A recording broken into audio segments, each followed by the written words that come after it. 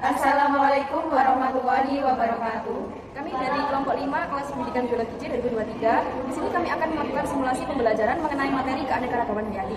Sebelum itu, perkenalkan, nama saya Dian Aziza dengan NIM akhir 052. Saya Ivani Sultan Hasanah dengan NIM akhir 064. Saya Bintang Hamida Al-Munawwaro dengan NIM 049. Saya Setia Fisika Putri dengan NIM akhir 063. Saya Aisyah Rizbasari dengan NIM akhir 055. Tujuan dari pembelajaran topik keanekaragaman hayati yang pertama, untuk menjelaskan konsep dasar keanekaragaman hayati dan peran pentingnya dalam ekosistem. Untuk tujuan yang kedua, siswa dapat mengklasifikasikan berbagai jenis makhluk hidup berdasarkan karakteristik, morfologi, dan genetik. Pengertian dari keanekaragaman hayati. Keanekaragaman hayati adalah keberagaman makhluk hidup yang didasarkan pada ciri-ciri yang diketahui melalui observasi atau hayati ada 3. Yang pertama yaitu tingkat gen. Keanekaragaman tingkat genetik terjadi karena adanya keanekaragaman susunan. Yang kedua yaitu tingkat individu atau spesies. Keanekaragaman tingkat spesies terjadi karena adanya pengaruh kandungan genetik dengan habitatnya. Yang ketiga yaitu tingkat ekosistem. Adanya keanekaragaman tingkat ekosistem ini ditunjukkan dengan adanya perbedaan faktor abiotik serta komposisi jenis populasi Di sini aku akan menjelaskan tentang manfaat dari keanekaragaman hayati. Yang pertama melalui bidang ekologi. Nah, bidang ekologi ini ada beberapa poin. Yang pertama, menjaga keseimbangan ekosistem. Nah, menjaga keseimbangan ekosistem ini, kita itu kayak seperti dianjurkan menjaga tumbuhan dan hewan-hewan yang ada di sekitar kita. Yang kedua, mengatur iklim. Dan yang ketiga, melindungi tanah dan air. Nah, melindungi tanah dan air ini itu kita disuruh seperti kayak tidak melakukan penggalian tanah secara bebas dan tidak mengambil tanah sembarangan seperti itu. Nah, yang kedua melalui bidang ekonomi. Bidang ekonomi ini ada beberapa poin. Yang pertama, sumber makanan obat-obatan. Nah, banyak obat-obatan yang dibuat dari tanaman maupun hewan. Dan yang kedua, mendukung pariwisatawan. Banyak para pariwisatawan yang sering mengunjungi tempat-tempat kayak seperti pantai dan juga tempat-tempat yang layak untuk dikunjungi.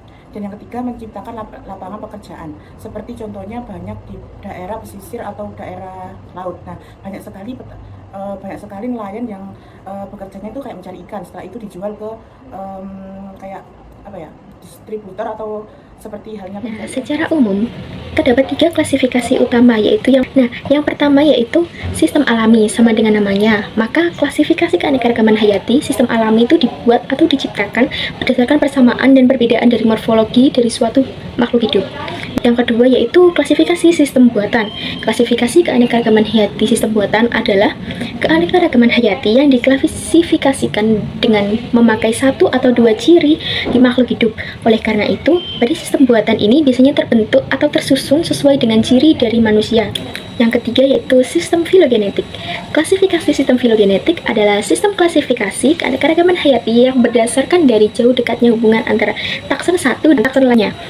Nah, oleh karena itu, klasifikasi sistem filogenetik dapat disusun berdasarkan sifat makhluk hidup yang diamati atau dari persamaan fenotip. Keanekaragaman flora dan fauna di Indonesia memiliki ribuan spesies unik dan banyak diantaranya yaitu endemik atau hanya ditemukan di wilayah tertentu.